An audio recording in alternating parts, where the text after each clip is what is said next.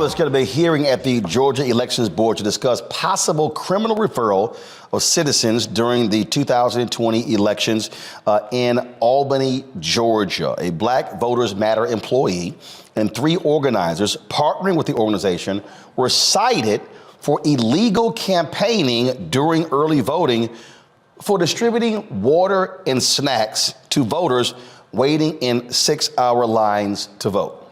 Yes, folks, 6-hour lines. One of those people facing charges is actually a city commissioner in Albany, Demetrius Young. He and Cliff Albright, co-founder of Black Voters Matter, they both joined us. Glad to have you here. So Commissioner Young, I just please, a criminal referral because here's some water. Absolutely. Black Voters Matter does not campaign for candidates or for parties. It's a nonpartisan organization. Water and snacks, really? That's it. That's it. And Roland, the thing about this is this was not even an official Black Voters Matter, thing that happened. We were actually called out there by citizens, or at least I was called. At the time, we were doing get out the vote work in concert with Black Voters Matter. We had formed an election protection coalition with fraternities, the Deltas, churches, other civic organizations in Albany to actually help with the election, because we knew it was going to be long lines. We knew it was going to be something that our folks needed help with. And what happened was, when I arrived on the scene, I began to see this line that stretched out all the way, probably about 2 blocks in the hot Georgia sun. If you're looking at the video now, you see all this concrete and bricks, and it was even hotter in that particular area. So people were literally passing out on the sidewalks, and nobody was helping. None of the election officials had come out to do anything about that. So what we did, we just sprung into action. I called some folks. We got some other volunteers to bring in water, to bring in ice, to go get chairs, tents, something to help these folks be able to stay in line and cast their votes. And the problem with this is that we had come to them months before. This was in October. We had actually come to election officials earlier that summer to say, hey, we know this is going to be hot. And then to exacerbate things, it was in the middle of COVID. Albany suffered greatly from COVID. We were one of the top infection rates during COVID in the world per capita. And so we knew we needed a lot of things. And this was one of them, to help folks stay in line, to be safe, to be able to cast their votes. And this was not looked upon, as something altruistic. They thought we were trying to, campaign. They thought we were trying to get somebody to vote. And the majority of the people, and I say the vast majority, probably out of the almost, I want to say 2,000 folks that voted, there were probably just, a few folks who saw Black Voters Matter on the T-shirts and had a problem. And we even had, weapons brandished against us at one point. And we're the ones who are getting charges. We're the ones who have to come to this hearing to, talk about what we did just to simply help the community. Now, again, they changed the law, Cliff, to make this illegal. And if I'm correct, Cliff, was it 150 feet?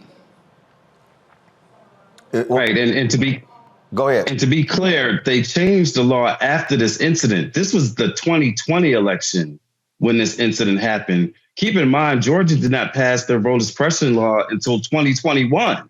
So what they were actually trying to do is to retroactively go back and say that this incident that happened in 2020 was an illegal incident that needed to be cited and face potential charges. Now, the Secretary of State investigators, after originally saying that they were going to recommend charges to the state election board, has since come back. I guess they figured out that the thing happened actually before the law was passed. And so they since have come back and they've changed that recommendation. They are no longer recommending charges, but it's still on the docket at the state election board meeting that is taking place tomorrow, it could still wind up the election board doesn't have to agree with the investigation finding. The election board, which we know is a Republican controlled election board, which in and of itself is something that came about because of SB 202, the Georgia voter suppression law.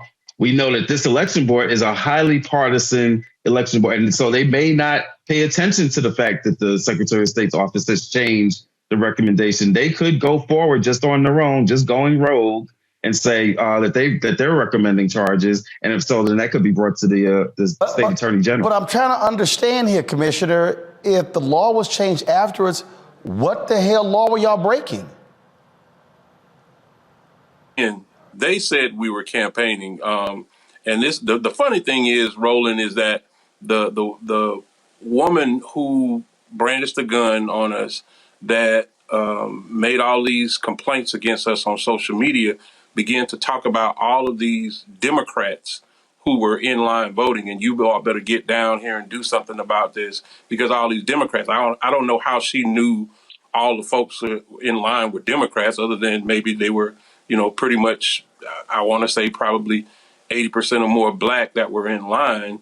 And when we did this, the complaints began to come to the elections office, to the supervisor. And then the next thing we know, we had a phalanx of sheriff's deputies waiting for us when we came to pass out more water, and almost threatening to, if you pass out water, we're going to put you in jail right now. So as I began to walk past the officers, I had on a mask because, again, it was COVID. I had on a Black Voters Matter t-shirt, and I began to walk toward the voters.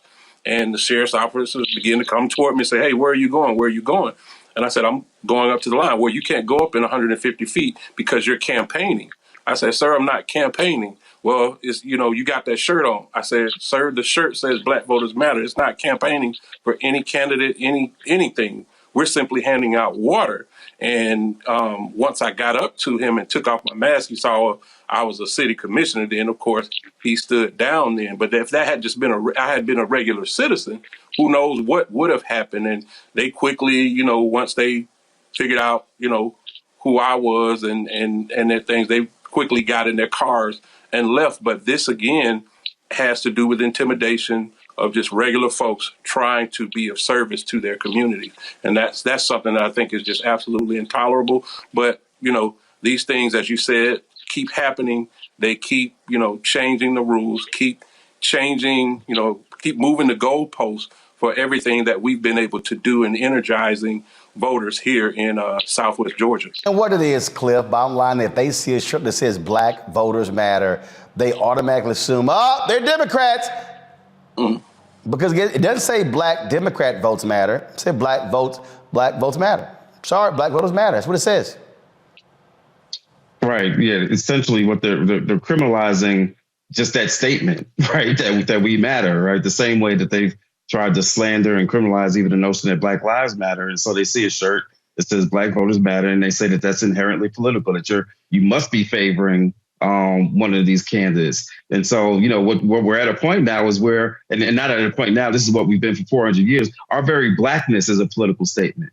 Our very blackness is a threat to them. And so when we have a shirt that affirms that blackness, that affirms that we matter, they take that as electioneering. They take that we're favoring a particular candidate, when it was very clear that there was no literature being handed out. There was no candidate being supported on the shirts itself, no candidate logos. The only thing that we were doing was being black. We were doing three things. We was being black, we was wearing the shirt, and we were giving out food and water, right? None of those things are illegal. I don't care where it is that you're standing in regards to the polling place. But that's what the state of Georgia is possibly going to declare tomorrow when this election boards meet.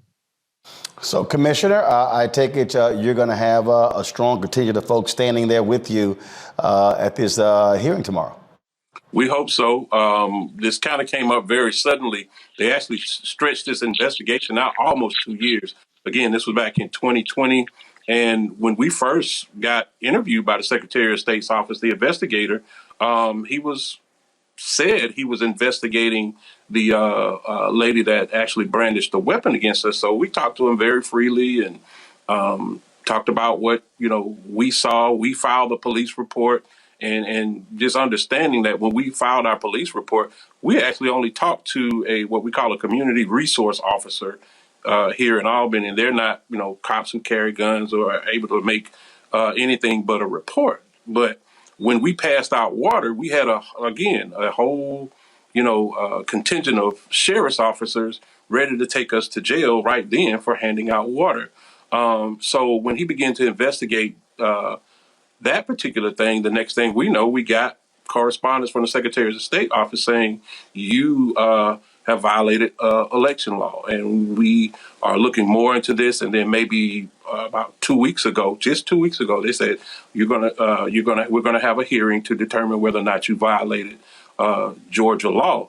And we were just like, whoa, what, why, why did y'all hit us with this at the last minute? So we hope people can come. We hope people can, be there and stand up for us. But this is just something that, continues to happen in Georgia from a very partisan elections board.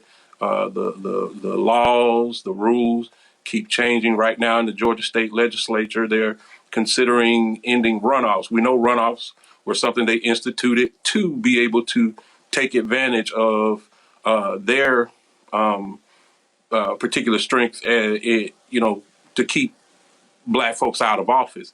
Now that the demographics has flipped in places like Albany, in places like Savannah, where you have a large black population, now they're trying to take away runoffs because that doesn't serve their agenda as well. So the goalpost keeps moving, the laws keep changing, only to serve them. So, but we'll keep fighting. We'll keep partnering with folks like Brother Cliff, and we'll just keep fighting. Cliff, final comment by 20 seconds.